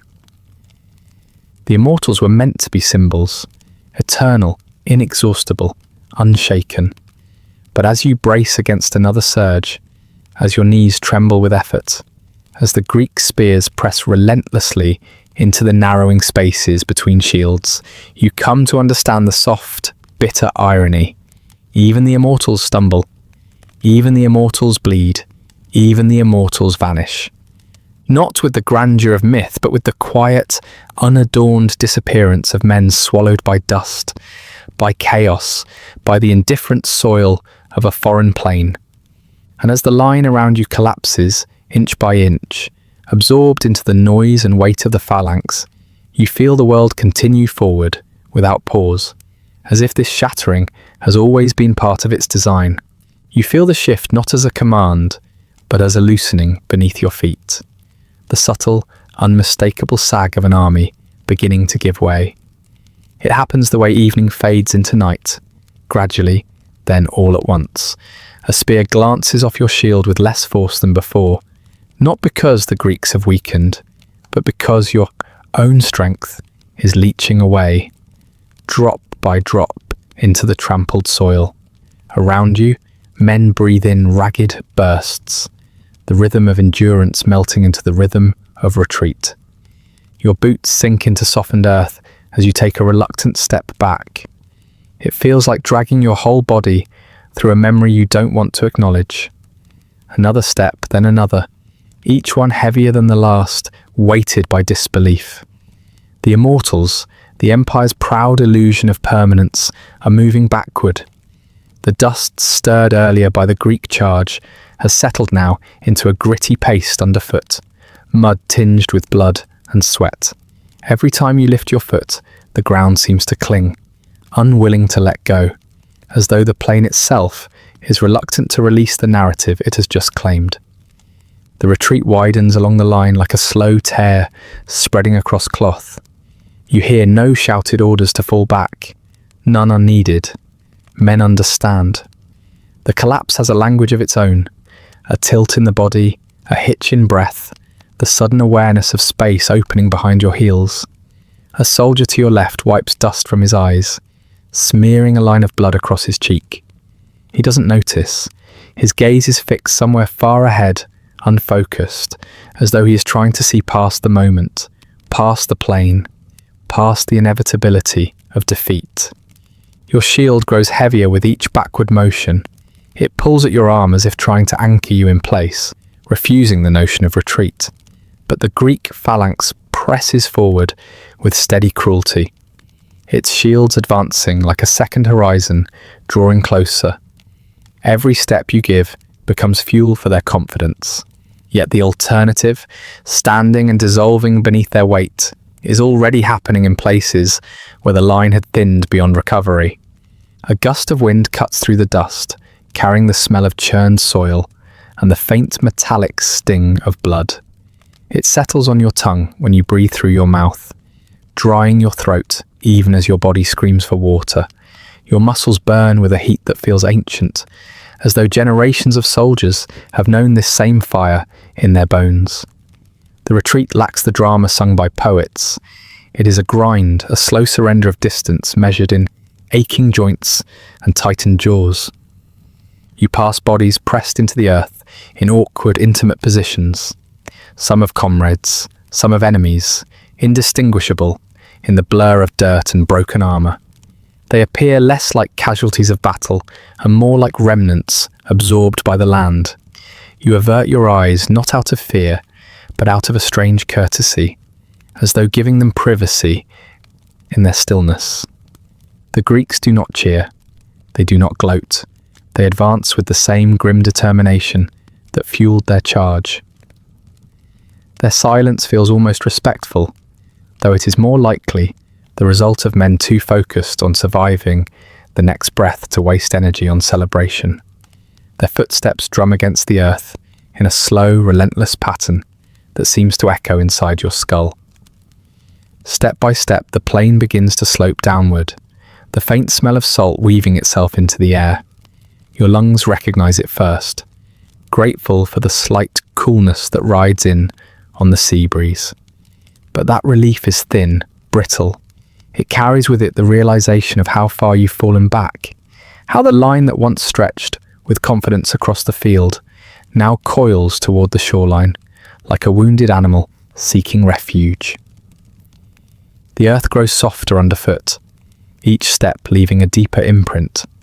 Mud splashes up your legs, mixing with dust to create a thick, clinging paste against your skin. Your breath scratches inside your chest. The metallic taste grows stronger, as if your own exhaustion is dissolving into the air you inhale. Beside you, a soldier stumbles. Catching himself with a grunt, he straightens and continues without complaint. There is no room for complaint now.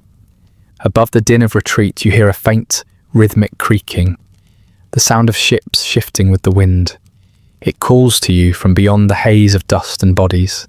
The sight of them arrives slowly, emerging from the shimmer of heat and the blur of motion. Dark hulls rise from the water like patient beasts, their masts cutting lines against the sky. They do not beckon.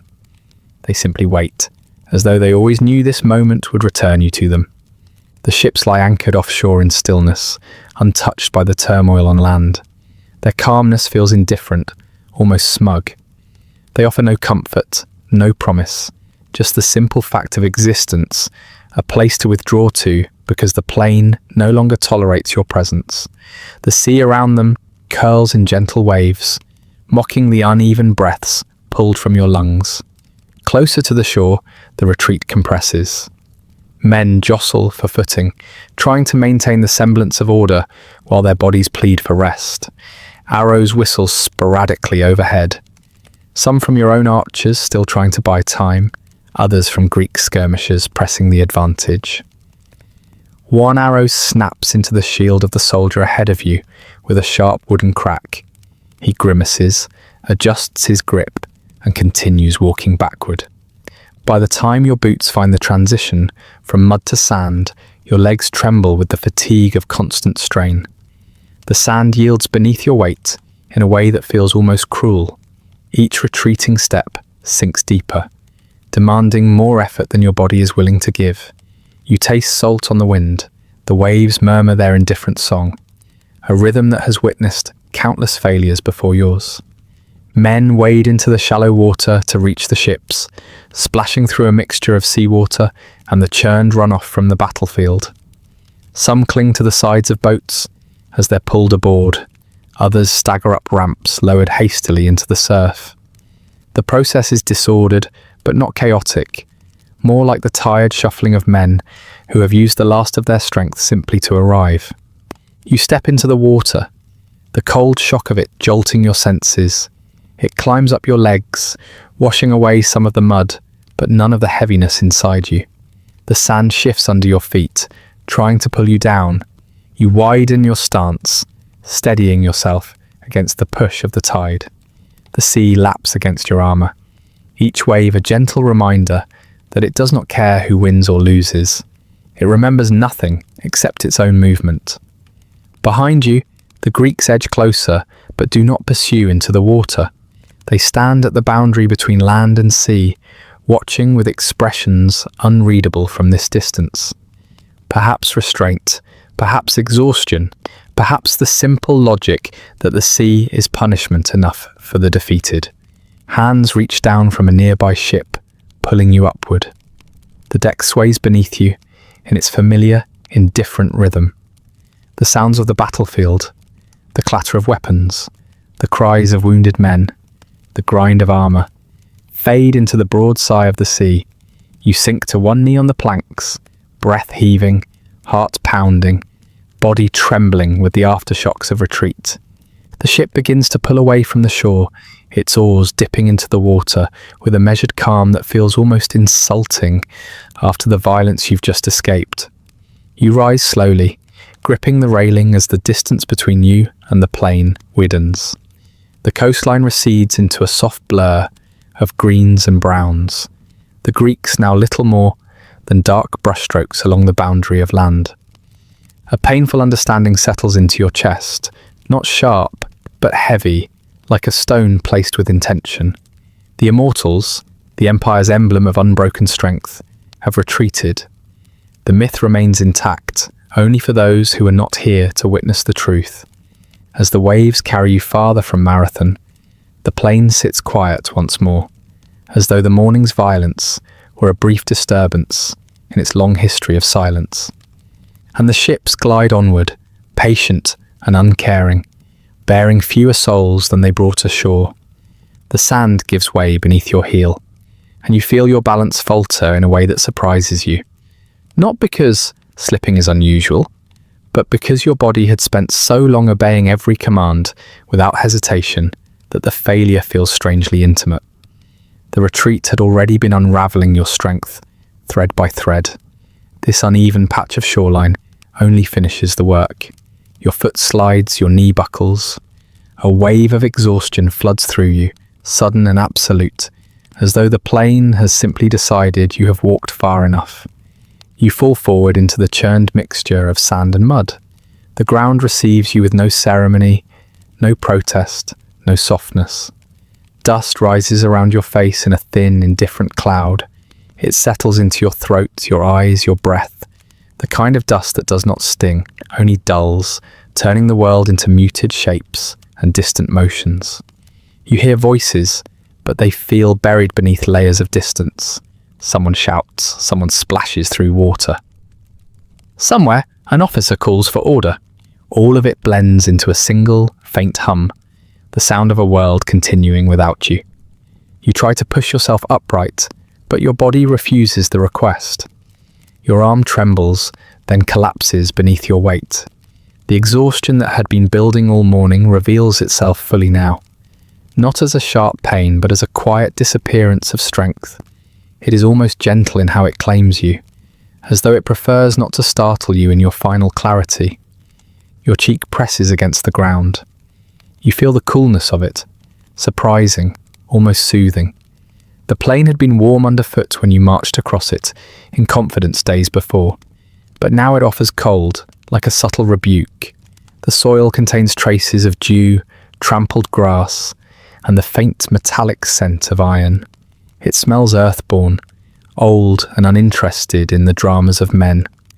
Above you, the sky remains bright, untroubled by the suffering across the field.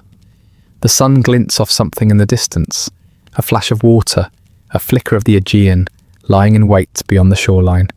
You squint toward it, but the world tightens in your vision, collapsing into a tunnel of dust and light. The water shimmers far away, indifferent and unreachable. Your breath comes shallow, dragging through your lungs with a weight that feels too heavy for so small an action. Each inhale feels like lifting a stone. Each exhale feels like letting something go. You listen to your own breathing and notice how it fails to synchronize with the rhythm of the battle behind you. The army's pulse moves on without your contribution, a distant beat that now seems to belong to another life. Boots rush past, sending sprays of sand over your back. Men are running toward the water now, toward the ships that remain motionless and practical, their hulls black against the pale shimmer of waves. None of the soldiers pause when they pass you, not out of cruelty, but because war teaches men to see only forward. The living follow command. The fallen become part of the landscape. A shadow moves briefly across your field of vision. Another, Immortal, stumbling as he tries to reach the surf. He clutches at his ribs, screaming silently. Or perhaps your ears have simply stopped registering volume. His figure tilts, then is swallowed by others pressing behind him. In moments he is gone, lost in the tide of bodies, lost in the grinding necessity of retreat. You know he wore the same armor you did, carried the same title you did, marched with the same illusion of permanence.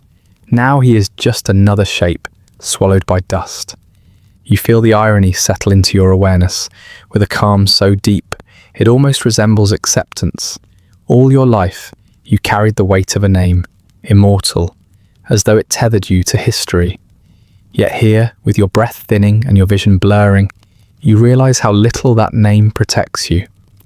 Immortality was a ledger entry, a ceremonial convenience.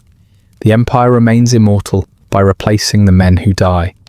But you, individually, are no more lasting than the footprints washing away in the mix of seawater and blood at the shoreline. Your fingers curl weakly into the earth.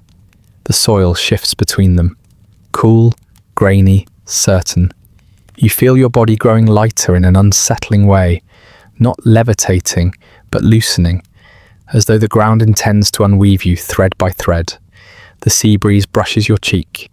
It is a soft wind, almost tender, but its touch steals the last warmth from your skin. Already, the air claims pieces of you. Your heat, your breath, the faint echo of your presence. The breeze is not malicious. It is simply efficient. A shape leans over you for a moment, a soldier whose armor is smeared with mud. He glances at your face, then away. His eyes hold neither pity nor revulsion, only understanding. He rests a hand briefly on your shoulder, a strange fleeting gesture of acknowledgement, then moves on, pulled by the demands of survival. His footsteps fade into the rumble of bodies surging toward the sea. The shouts become softer, not because they diminish, but because your hearing folds inward, as though the world is closing its distance from the edges. The dust cloud above you thins in places, revealing glimpses of sky in pale, washed-out colours. A gull circles overhead, letting out a cry that barely reaches you. It feels remote, alien, yet beautifully unconcerned with your circumstances. Birds always witness the end of men with the same faint curiosity. The plain around you grows quieter. The voices recede into a distant hum. The Greek line, advancing with its relentless momentum, moves on past where you lie. Men step around you without noticing. A few inadvertently kick loose dirt onto your leg. The motions are careless, but symbolic. The world, in its persistence, is already beginning to bury you. You try to lift your head once more. The effort produces only a faint tremor in your neck. Your vision tightens again, shrinking everything into a narrow frame. A patch of trampled grass, a smear of sunlight across the dust, and far, far beyond, the shimmer of water that once promised escape. It flickers like a memory rather than a destination. The truth arrives quietly, almost politely. Not spoken, not forced, just known. You will not reach the sea, you will not reach the ships, you will not be counted among those who returned home to tell stories of this place. Your final awareness drifts outward, unfocused. But you remain conscious of one last, simple fact. This is how an empire loses a life. Not with ceremony or lament, not with banners lowered or names recorded, but with a single soldier collapsing on a patch of indifferent soil, his last breath carried away by a breeze that has no use for sentiment. The warmth drains from your limbs, your fingers loosen their hold on the ground. The dust settles again, reclaiming its shape around you. Somewhere nearby, the tide whispers against the shore with a rhythm too steady to notice your absence. The world continues its quiet work, barely pausing to acknowledge that a living presence has fallen into stillness. And you, once called immortal, become part of the plain, another unnoticed detail in a landscape that has always belonged more to the earth than to the men who fight upon it. The light fades slowly, as if reluctant to leave the plane after witnessing so much motion, so much breath, so much intention spent and undone. Evening stretches itself over Marathon in long thinning shadows, softening the jagged remains of the day, the cries, the running, the thudding of bodies against earth. All of it drains away, absorbed into the soil, the way water sinks into cracked pottery. What remains is silence, deep and steady, settling around your still form like a blanket drawn with deliberate care. Your cheek rests against the ground, cool now in the absence of sun. The warmth that once radiated from your body has already begun to loosen its hold, dispersing into the soil in small invisible threads. The plain exhales around you, its air changing texture with the onset of night. The wind grows gentler, as though tired from the day's weight, its breath brushing dust across your armour with a softness that feels almost apologetic. Shadows lengthen and merge until the shapes of men and objects blur into a single darkening landscape. From where you lie, the world has narrowed into fragments of sensation rather than sight. The cool touch of air against exposed skin, the faint smell of crushed grass under your chest, the distant murmur of waves fading in and out like a memory receding too far to grasp. Even the stars appear differently from here, more numerous, more indifferent, scattered across the sky like a script written in a language no longer meant for the living. Your body, once so disciplined and responsive, no longer answers to thought or will. Yet something in you remains awake, a quiet awareness not tethered to breath or movement. It listens, it notices, it waits without expectation. And the plain, vast and ancient goes about its business with the calm efficiency of a custodian who has seen many such endings. A fox appears first, padding lightly across the field with a wariness shaped by generations. It pauses near you, nose twitching, ears flicking back and forth. Its eyes pass over your form without curiosity or alarm. You are simply another object in its landscape now. A rock, a fallen branch, a contour of the earth that was not here before, but will soon blend into the rest. It moves on, guided by a world you never learned to read. Later, a pair of crows descend, landing several paces away.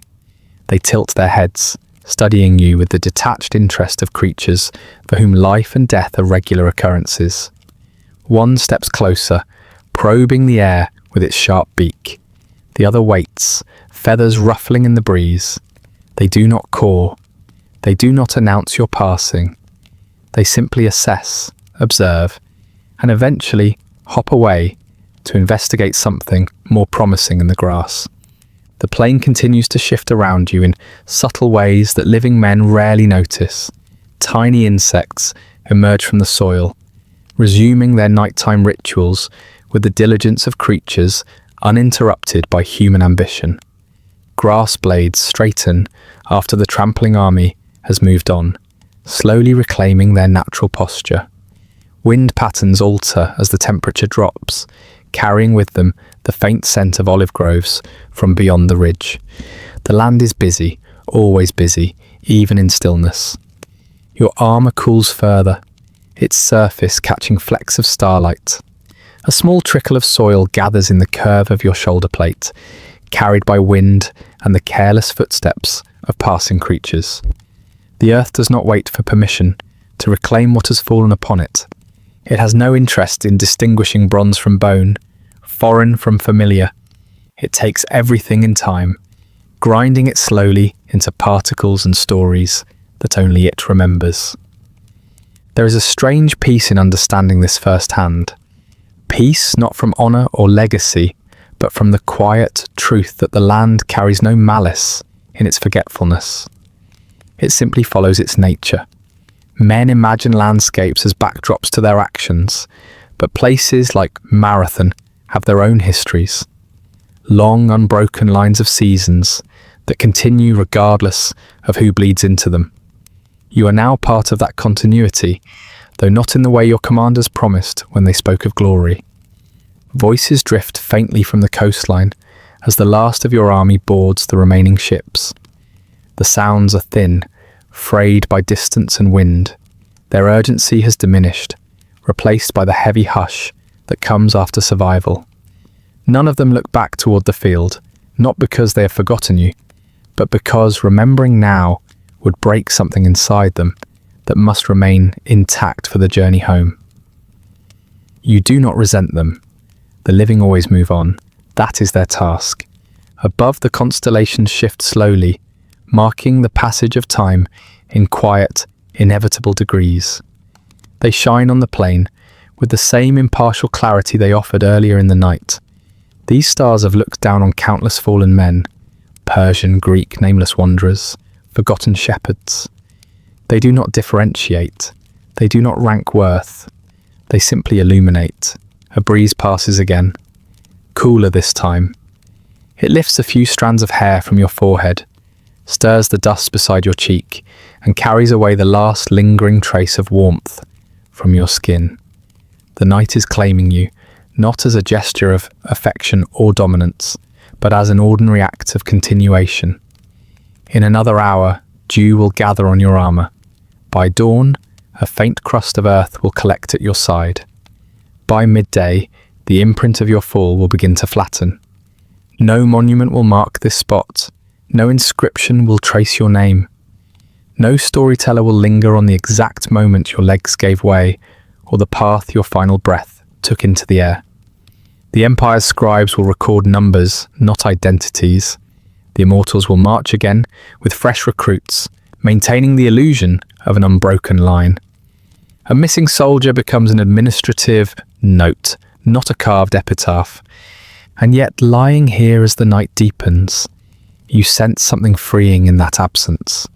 To be forgotten by the land feels less like erasure and more like acceptance.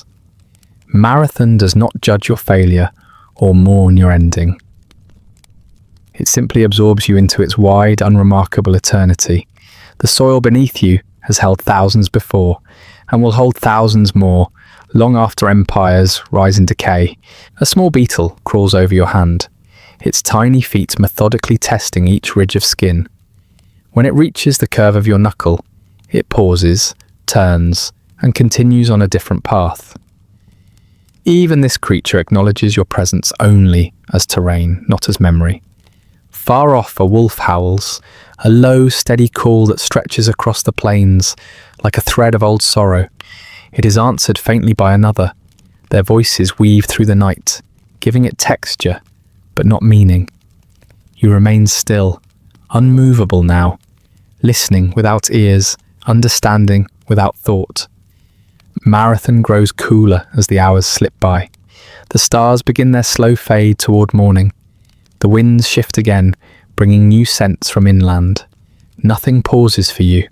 Nothing anchors itself to your story. And in that calm indifference, you find an unfamiliar kind of clarity. The land does not remember you, but it keeps you. Not as a hero or a failure, not as an immortal or a soldier, simply as something that has returned to the earth, as all things eventually do. The plain releases no elegy, but neither does it resist your presence. Its silence is not cruel. It is ancient, patient, and honest. It tells you, in its own wordless way, that forgetting is not the same as abandoning. It is simply the way the world continues its slow, unbroken work. And here, beneath the settling night, you finally rest in a place that requires nothing from you at all. And that brings us to the end of tonight's story. Feel free to like, subscribe, or leave a comment with another forgotten corner of history you'd like explored next. If you'd like early access to more of these quiet descents into forgotten history, ad-free audio of the episodes, or just want to support the show, there's a link to the Patreon in the description. If you're listening on a podcast app, a rating or review helps more people find their way to these stories. And special thanks to the supporters who make this show possible, including our chroniclers, Andrew S., Rich Davis, and Leslie Schofield. Sleep well.